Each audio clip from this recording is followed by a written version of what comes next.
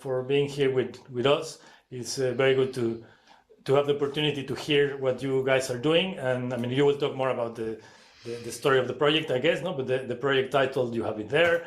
And it's coming, if I'm not mistaken, from an EFD fund project. So it's coming from some funds that they got in CATIE for this, but it's also a project that involves people from many different places, as you have in the screen.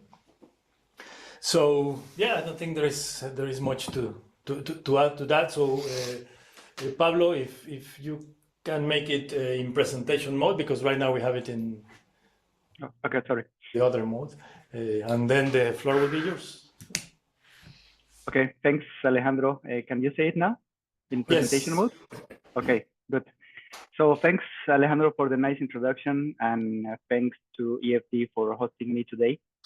It's a great pleasure for me to share with you some preliminary results from our ongoing research. So the title of the research is From Ideal to Real, Attitudes Towards Lifestyle Changes. And I would like to mention that this is a joint effort from a group of researchers coming from Wageningen University, the University of Gothenburg, EFD centers in Vietnam and India, and CATIE. So let me begin by telling you our motivations. So I guess our main motivation is that we are aware that for all of us there are clear signs that things are changing in the dimension of climate change and their effects. We are testifying environmental crises like pollution, extreme heat, wildfires, drought almost everywhere. You can see some pictures there from, for example, from Uruguay, from a water crisis. A couple of years ago, heat waves in Spain almost every year that are worse and worse every year, and wildfires in much part of South America, the Amazon. So the effects of the climate change, of course, are very notorious. And I think the public opinion is pointing on that fact as well. So these numbers comes from a paper that was developed using a Facebook survey from 192 countries, from more than 100,000 respondents. So the information there is, of course, the opinion of respondents regarding climate change. And first of all, most of the people say that climate change is happening. So there is nothing new regarding this, I think. The other thing that is important is that people seem to come to the conclusion that climate change is human caused and that climate change affects everyday life. So I think that is the reflection of the last slide, for example, in the context of natural disasters or manifestations of climate change in daily life almost everywhere. So and then we can see that I mean, people are aware of climate change, but also people want a solution, and this comes from I mean, the evidence that people want a solution comes from a couple of global surveys in the last couple of years. For example, a big company that do this kind of research, Ipsos. So I mean, the survey that they did at the global scale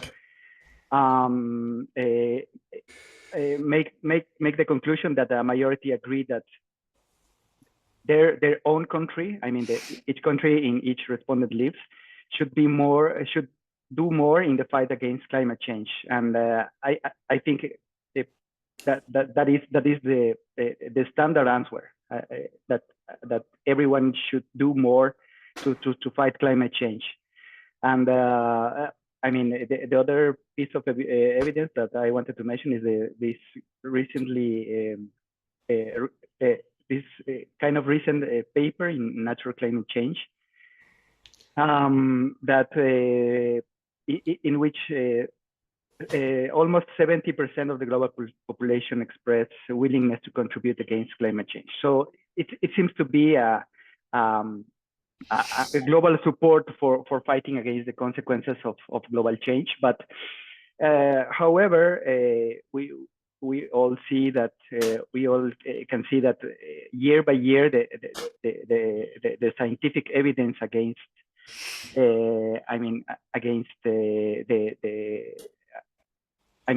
supporting climate action is more and more relevant. But sadly, the evidence that things are changing are scarce. Is scarce. So, for example, maybe you are aware of this very relevant piece of research that shows that our planet is beyond their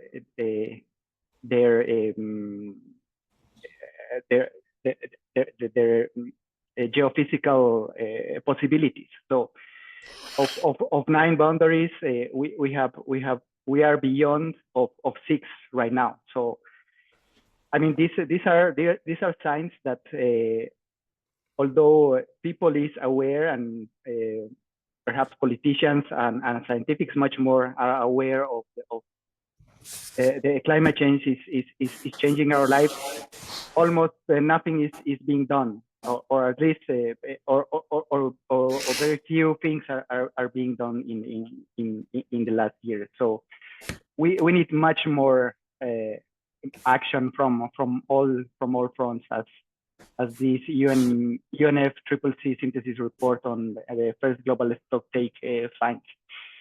So with that, we can see that this overwhelming support may not come as a surprise, but we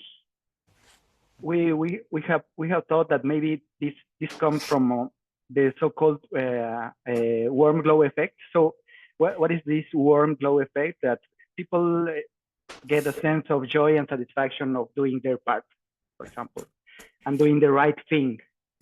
So this pro-environmental behavior could do this, could do this role of doing the right thing, right? I mean, everyone, if you ask somebody, do you think that fighting against climate change is important? Yes, I mean that question could be answered by saying yes for almost everyone. But our hypothesis is that those responses are driven by the fact that costs are not always explicitly mentioned in this global survey. So in that sense, our research question is that what will happen if we include these costs, this cost of green policies in the questions about climate action. So in other words, we would like to explore how awareness of the cost affects responses to environmentally friendly policies in 3 countries in the global south. So that is our motivation, basically. So why is this important? So first of all, we think that ambitious climate policies are unlikely to be supported if they don't have a strong public support. And I think this is very important, as in 2015, the Paris Agreement set a different stage in the global scenario regarding climate change. So in previous years, the Kyoto the Kyoto Agreement marked a top-down approach. So the protocol, the Kyoto Protocol, basically used a top-down structure. But I mean that scheme proved to be ineffective in various ways.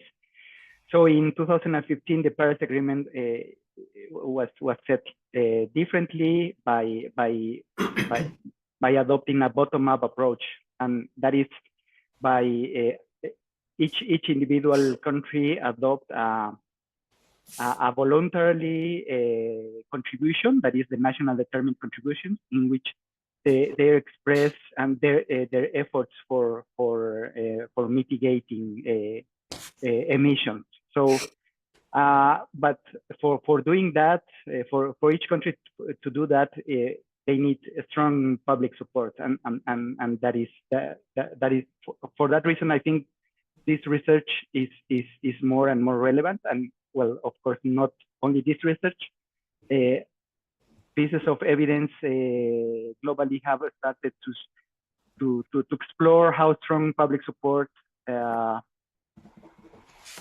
is for unilateral climate policy, and what are their determinants for this public support. So that is we think is important for this investigation. And having told you regarding the importance and the research question, let me jump to our research design. So for figuring out our research question of involving real costs into climate action questions, we have done an online survey with more or less 5,000 respondents. These respondents come from Vietnam, Ghana, and Costa Rica. They have 18 years old or older. And we have designed the survey in 4 sectors, basically: transport, food, fashion, and waste. And for each sector, we present a randomly assigned question. And this is very important, because for each of these sectors, each respondent answers one randomly assigned option of these 4. So, for example, I mean the options are no cost. So this is a baseline. That is our control group. I will show you some a specific example in coming slides.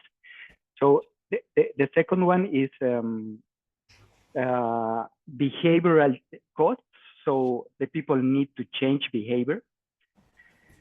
The next one will be financial costs.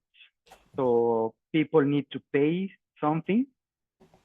And we have incorporated a transition option that is, I think it shows a more optimistic scenario, but after some costs. So let me show you in detail using the transport sector as an example. Yes. So you can see that. I have a question. Yes. Yes, thank you. Why did you choose these 3 countries? Is the specific features that they have? Yeah, it's because in the group you have people that belong to these countries, or which are the specific features that they have? Yes, that is part of the answer, I guess. We have in the Scope Collaborative, we have members from these EFD centers, but the other motivation is that we wanted evidence from the global south, and each of these countries pertain of a region of interest in this. I mean, in this research question. I mean, we wanted evidence coming from the global south, and of course Vietnam from Asia, Ghana from Africa, and Costa Rica from Latin America are kind of representative in this setting. Mm-hmm. Okay. Okay, so let me back to this survey example question. This shows the question for the transport sector. So the control option is that in this specific sector, that for example we showed a fact that vehicles powered by diesel and gasoline produce greenhouse gas emissions. So these have a negative environmental and health impacts. And we asked the people simply, what do you think about a policy package in your country that aims to reduce greenhouse gases and pollutants from transportation? And we have these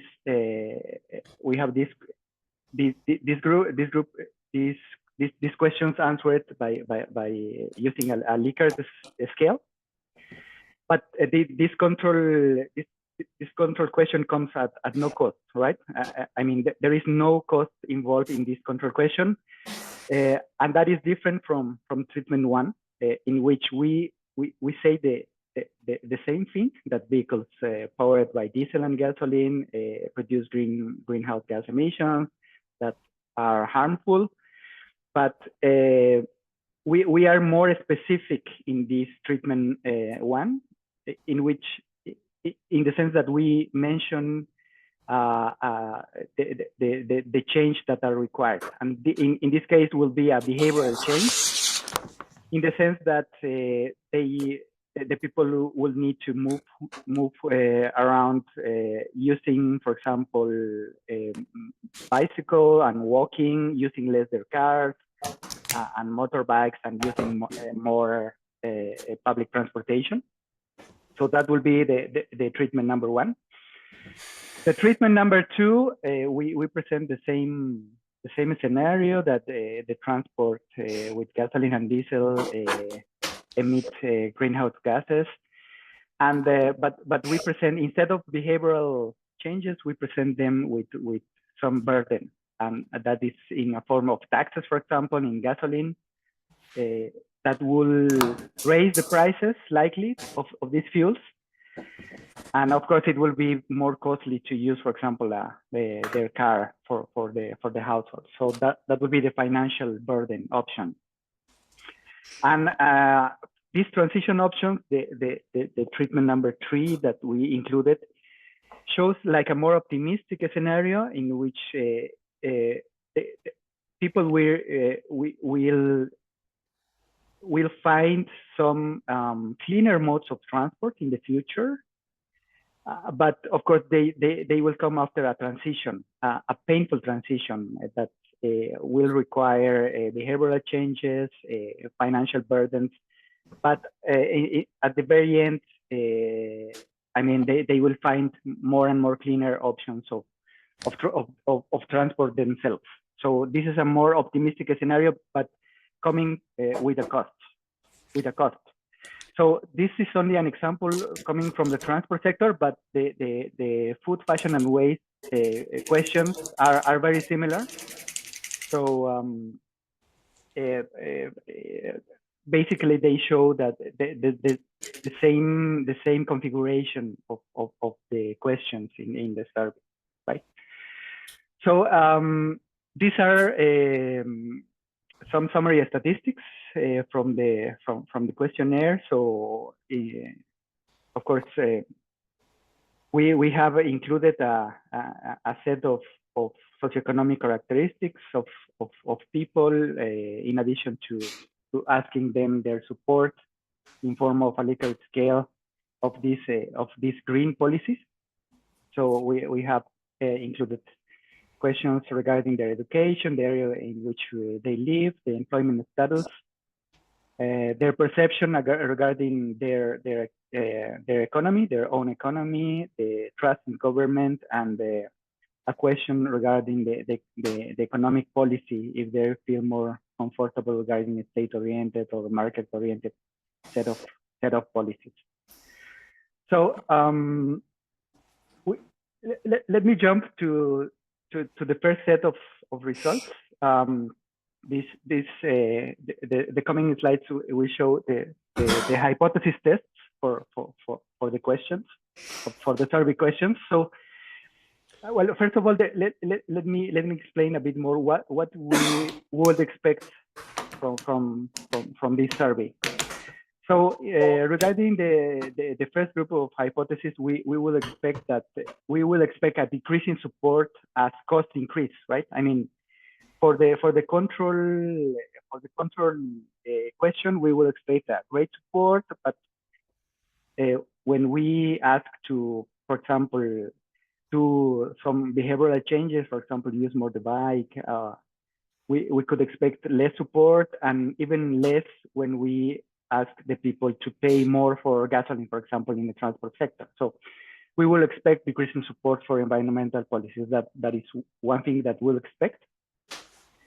The other thing that we will expect is that when we show these transition options, this more optimistic scenario to the people, they will support more these transition options, even though it involves costs, but it also keep the people the optimistic scenario in which there will be more green and clean alternatives for transport, for food, for fashion, and for waste management. So we will expect increasing support for environmental policies as new options are available. So these new options are the treatment number 3, that is transition options. And this is one additional thing that perhaps when people are observing the no-cost scenario and the transition options, so this more optimistic scenario, maybe they feel more or less equally regarding the two scenarios, and we would like to test if this is correct or not. Well, not correct, but if this is true from our data or not. So those are the hypothesis tests that we want to, in the preliminary results, we are trying to find evidence for.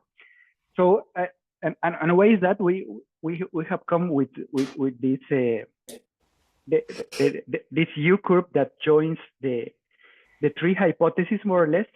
Well, I guess the hypothesis number 3 is less important in shaping this U curve. But if you imagine, for example, a graph with cost in the x-axis and the support in the y-axis, so we could see a U curve, so showing the transition of support as costs increase. So at the left side of your screen, you will see the no-cost options, and the right of your screen, you will see the transition options. So those are the 4 options that we incorporated in the survey. So the H1 will be this decreasing support as cost increases, right? So as cost increases, the support will decrease. So that is the decreasing part of the U curve. The hypothesis number 2 will be the increasing support as transition options appear. So this will be the hypothesis number 2.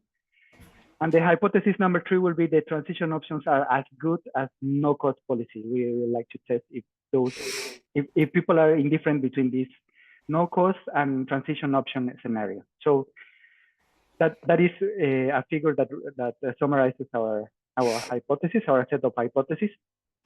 And now let me show you some preliminary results, some summary statistics coming from each of these sectors.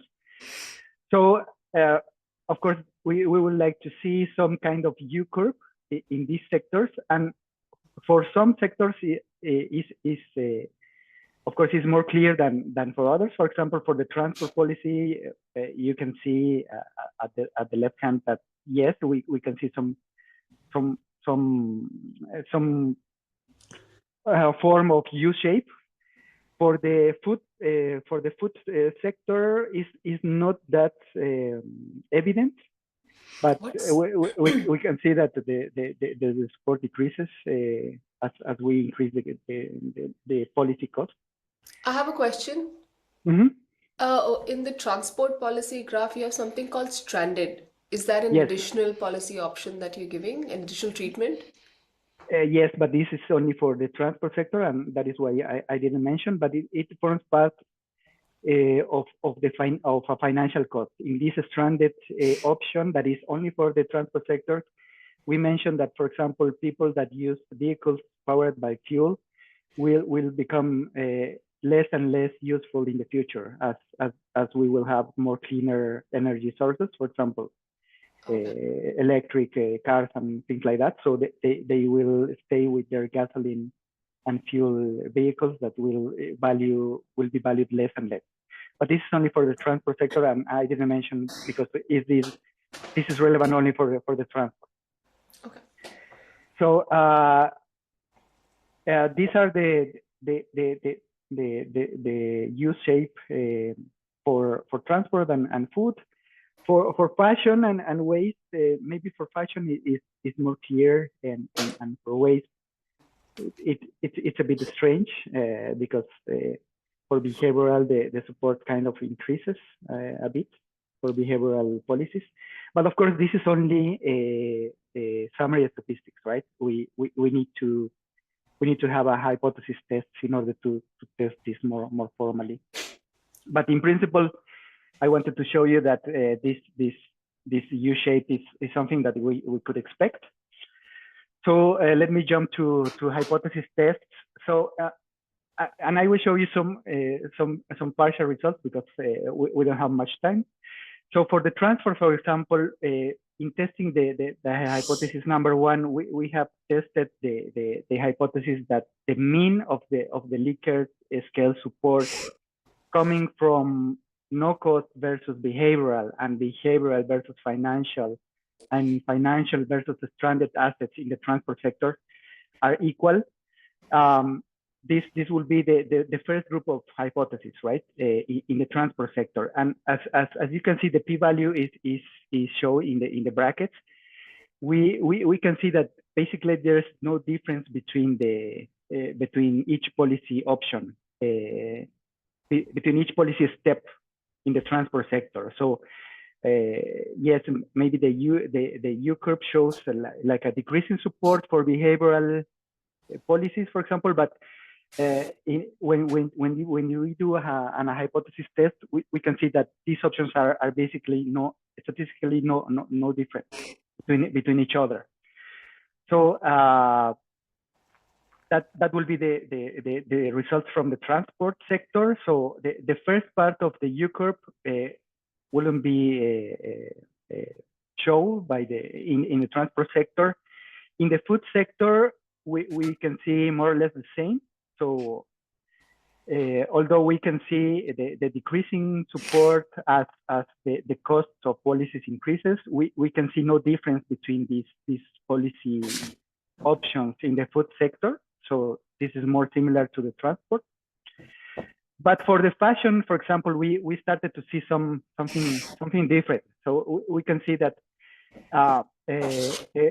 the behavioral option is more supported than the financial option in the fashion sector. So in this sector, we can see that there is a difference jumping from a behavioral policy option to a financial policy option. So in the fashion and waste sector, this is relevant. I mean, people see some difference regarding behavioral, comparing behavioral to financial policy. So people support more the behavioral that involve, in theory, less cost than the financial, or less clear of cost than the financial options. So that is the first set of results showing the hypothesis number one for the four sectors. But of course, in the sake of time, let me show you a summary of results. So for the hypothesis number one, we have seen that the hypothesis number one, the decreasing part of the U curve, is relevant in only two sectors, fashion and waste.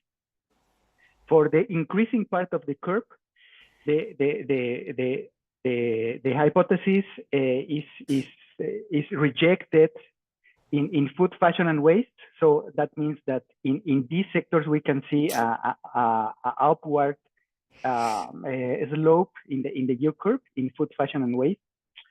And the hypothesis number 3 that no cost is as good as transition options are rejected in transport and fashion. So in food and waste, the people prefer new options. So the treatment number 3 is preferred than the financial and the behavioral change. So let me show you also a table that summarizes these results. So these are coming from the hypothesis number 1, 2, and 3. So we can see that regarding the decreasing part of the curve, we only see in fashion and waste. The increasing part of the curve is also seen in fashion and waste. And for the new options equal as new no cost equal as new options, we can see only in transport and fashion.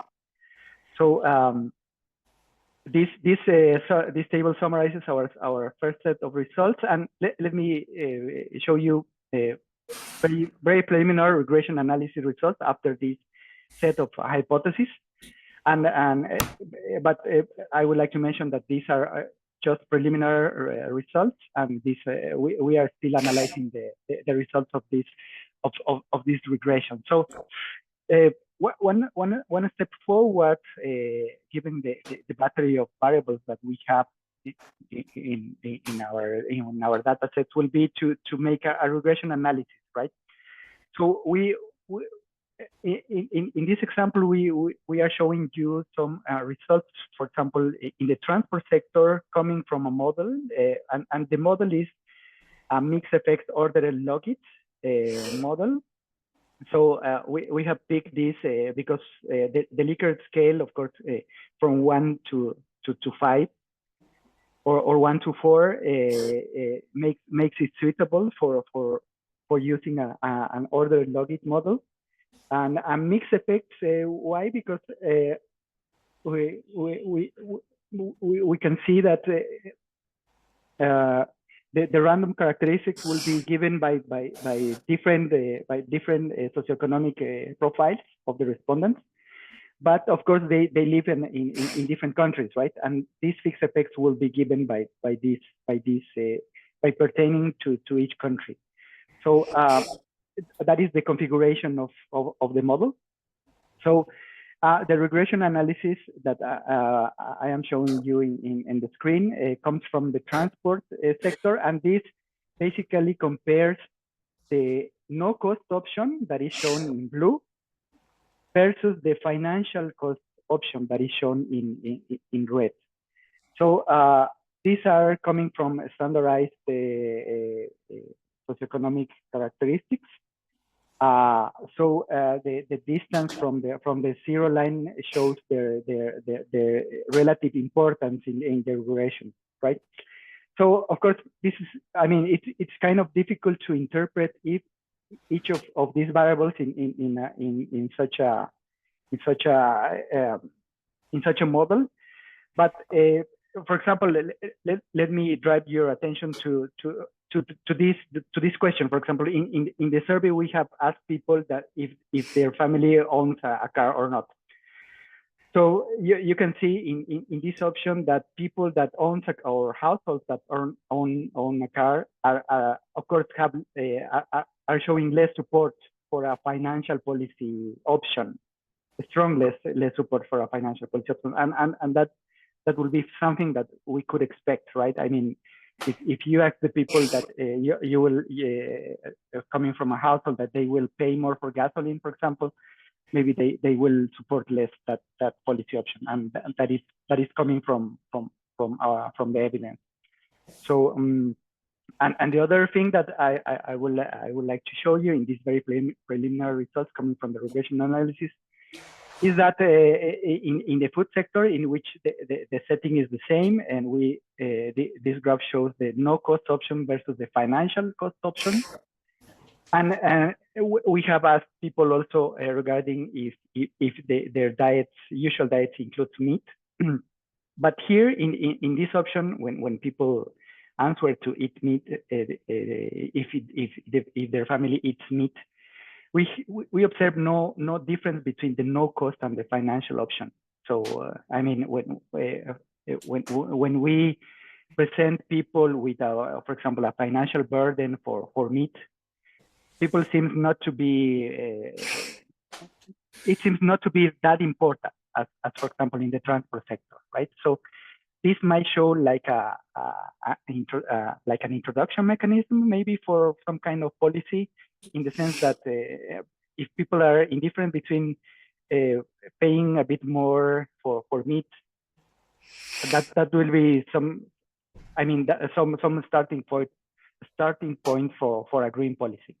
That is, of course, we are just theorizing this, but those results come from the analysis. And let me conclude, but by saying that some summary of these results. This U curve is shown only in fashion and waste, and we have started thinking why it's different. Why fashion and waste will be different from food and transport, for example. So maybe respondents fail to recognize the different costs in all the sector. Maybe that is not the case, because we see some difference between respondents in transport and food versus fashion and waste. So perhaps people don't recognize the differences in transport and food, and that is the reason why we don't observe the statistically different responses between the no cost and behavioral and financial costs. We have started to think about what makes fashion and waste different from transport and food. So of course the pending analysis is an analysis by country, because these results so far show only the results in a pooled data set. And of course we would like to see more insights coming from the regression analysis, more than I have presented you. And some caveats from this study, of course, still a hypothesis study. We present the people with hypothetical options, but of course these are not real. People have options in their minds only, and of course this is an obstacle coming from this kind of studies. Of course, there is nothing causal. This shows only the relationship between the variables. But anyway, we would like to. I would like to finish the presentation by saying that while this is not the first study showing that costs affect the climate action, these are one of the first studies that center in the global south. But also we can see that framing the questions is very important, and that, I think that is one important part of the research. The fact that we are only seeing this U curve pattern in fashion and waste. This is research in progress, so we are trying to come to some conclusions in the next future. And with this, I would like to thank you for your attention, and I would like to acknowledge the support from Environment for Development for doing this research. Thank you. I have. Thank you, Pablo. I mean, I think there are some questions here at the global hub, but also try to see if people want to also make some questions to Pablo, raise your virtual hand, and we'll try to. But I think first, Joan, you had something? Yes. Yeah, thank you, Pablo. This is a very interesting study. So kind of, I guess the assumption is that you assume a financial burden has a higher cost compared to behavioral kind of the treatment, but I don't see that, because kind of so take the transportation sector for example. So kind of the tax, you kind of induce some tax, but I mean consumers like users or people, we can adjust our behavior. by driving less so that to avoid the financial burden. So this is kind of a one question that I have a problem understanding the assumption that the financial burden has a higher cost than the behavioral treatment. Yeah. So to me, it would be more simple, straightforward to see that, okay, so kind of a higher tax rate it induces or imposes a higher financial cost for consumers than a lower tax rate. So yeah, so that's Okay. a question. Yes, I see your point, and actually I was thinking by seeing again the questions that the behavioral costs involve also financial costs. So in the transport, for example, if you ask people to change from your vehicle to public transportation, that is not only a behavioral cost, but maybe be a kind of a financial cost in terms of time, for example, right? But we wanted to frame the options to be clear that, for example, in the financial burden, it is clear that you are paying a higher price. And that is less clear in the behavioral part, right? I mean, in the behavioral part, you tell the people, you will ride your bicycle more, or you use more the public transportation. But in the financial sector, it's kind of explicit that they will be charged more for using their own vehicles, right? So that is what I mean. I see your point, and I agree. But I think in terms of framing, the questions are different each other, and maybe people can recognize the difference there. Yeah, thank you, Pablo. Yeah, and I think I agree. That's also kind of how you frame the question. Should be also like different by sector. Like a food, yeah, maybe it's also different than what you asked for transportation questions.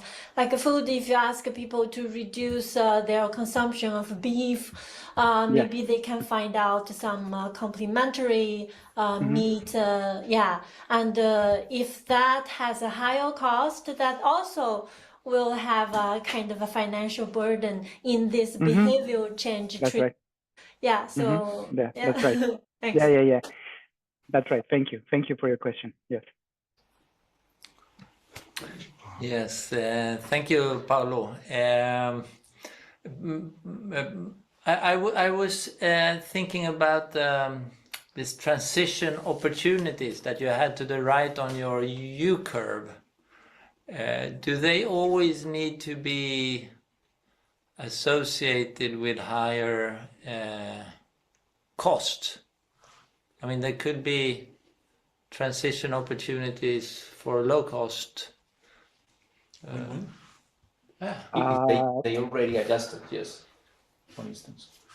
So in the way that we have framed the question, this new green options comes with a transition cost. So we have framed the question in the sense that we will have in the future, for example, cleaner or greener mode of transport, but this will come with a cost. That will be behavioral or financial cost. But we have framed this question in the sense that we don't, people is not confusing this scenario with the no cost scenario, right? In the no cost scenario, people are facing the question of no cost, so only one blurred policy. But in the transition option, people are clearly we are stating that clearly that there will be more costs in the future, but at the very end we will have more green options and more clean options of transport themselves, of eating, of dressing up and managing their waste. That's where the support is the same as a no-cost support, where there's lesser cost but there's high support. Here there's a cost, but the positive for why they have higher support is the transition that they finally make. So I have a question, Pablo, about I mean, if I understand correctly, you asked all the questions no, to the same person. No? So, for example, you asked about textiles, about industry, and about the other, or it was just only textiles to one person. Yeah. How it was? I mean, or did you ask the whole battery? No, and that is something important. We ask one randomly picked option. I mean, control, behavioral, financial, or new options in each of the sectors. So, for example, if you face the survey in transport, for example, you will face, let's say, the control. So no policy cost, and then you will be asked regarding food, and you will face the financial, for example, and then you will face the fashion, and you will face I don't know, transition, and waste management, the no costs again, for example. But this was random. Right, but the same person will get the questions about all the four sectors. sectors. Four sectors. Yes. And was that in the same order always, or was that random as well? No, same order. Yes. Same order. I mean, can yeah. you? Is there something there that you could test? I mean, I don't know which was the last order, right? But to see if there was some kind of people getting tired about no. Now you're going to ask me about the tax. So some kind of behavior that it changes. No, you know these things when people get. Either start saying yes to the question or no, some kind of. So maybe one of the. Okay. Yeah, like if the last sector behaves in a different way, that could be explaining it.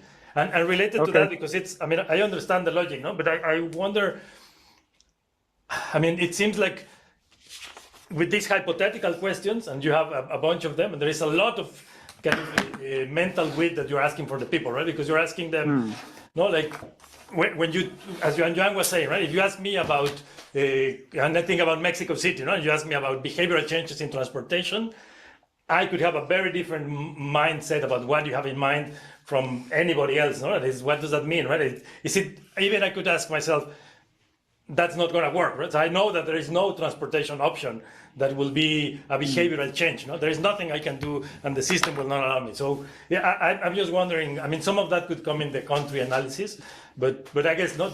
One is if you have considered how much you're really asking people to create in their own minds in the terms of the hypothetical scenario, because you provide very little information. And the other will be trying to see if there is something with this order of the sectors and how that might affect the responses just in people getting tired, whatever. So. Yeah. I see your points. Yes, we need to take this into consideration. We have not taken this order, for example. Now that you mentioned, yes, of course, that would be plausible that people are being tired and more tired, and that will show more support, for example, for the last, or I don't know, different pattern regarding the other two. But yes, thank you for the points. We will test them. We'll try to test them. Yes. Okay. It's a follow-up question. I think it would be better if you have a kind of a picture of the experimental design, how you split the sample. Yeah. Because it clarifies many of the questions. I'm concerned about the same question like Alejandro has about the order effect. But I am just curious about the regression analysis in the regression analysis, you compare females with the rest of people, highly educated people, and you split the sample in many ways. So my concern is that you just destroy the randomness of the sample once you split several times the sample. So I think if you just reduce these kind of exercises to make these logic models with these ordered logic models or ordered profit models, and then you make multiple testing between these beta coefficients of different treatments, then you can see this, and you control by country, you control by any other aspects.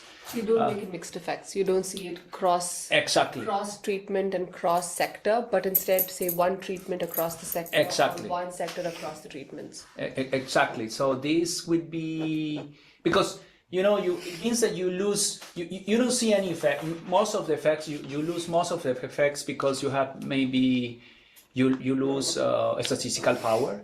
But perhaps the reason is because you don't have more randomness in the assignment, So it would be better if you just check this and make less regressions, and just you focus on main regressions. Yeah, you have a good statistical power to make the hypothesis testing.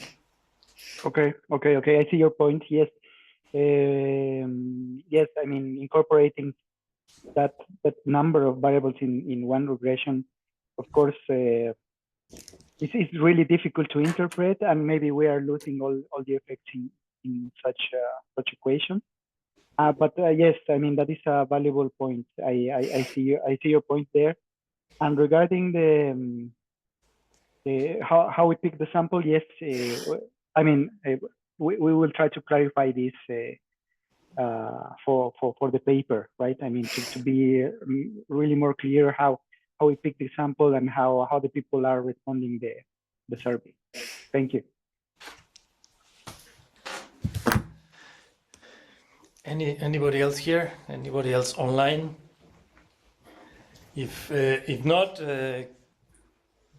thank you very much, Pablo. Thanks for the presentation, and yeah, very good hearing about this work that was funded by EFD research program. So thanks. Thank you. Thanks, Pablo. Thank you for having me, everybody. Thanks a lot. Good luck. Bye. Pablo, Hi, Gunnar. Sorry. can you hang on just for a minute for something completely different? Yes, of course. So on Swedish news, we heard that it must have been like an Minister of Environment in Costa Rica is now the head of the Global Environment Facility, and and he is pushing the learning from Costa Rica to Africa on payment for ecosystem services, and that's kind of what we have been proposing in these peer learning activities. So I wonder if we should volunteer to the Global Environment Facility to help with the knowledge transfer from Central America to Africa. What do you think? Yes, I think that will be a great option. I think Katy has a great tradition of this payment for ecosystem services in the region, work done in the last 20 years or so, and that will be a great opportunity, I think, for showcasing us and our work, and for this opportunity to be involved in more interaction with African countries. Yes, I think that will be very valuable. Yes. I think it's too good of an opportunity to miss out on, and maybe Francisco and or Roger knows him. So the question is, how do we unravel this now? Have you heard about this too? This guy? Do you know the name? Maybe. Yes. Because I just heard it on the radio, so I didn't catch the name. But Okay. I would be surprised if